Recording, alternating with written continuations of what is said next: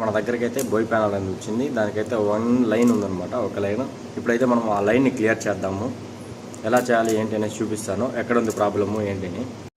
ఇది బోయ్ ప్యానల్ అనమాట. మనకు లైన్ చూసుకుంటే ఇక్కడ ఉంది, గమనించవచ్చు మీరు. ఇక్కడ చూడండి లైన్ కనిపిస్తుందా, ఇది లైన్ అనమాట.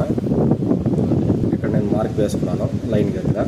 ఇప్పుడైతే మనము ఈ కాఫ్కి సంబంధించింది అనమాట లైన్. ఇప్పుడైతే ఈ కాఫ్ని రీప్లేస్మెంట్ చేసి లైన్ పోయిందా లేదా అన్నది చూద్దాం.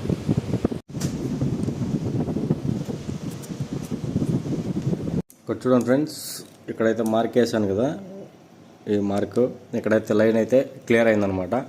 లైన్ అయితే ఏం లేదు, చూడొచ్చు.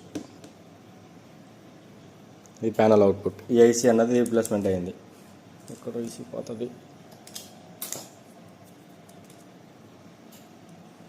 చూడండి.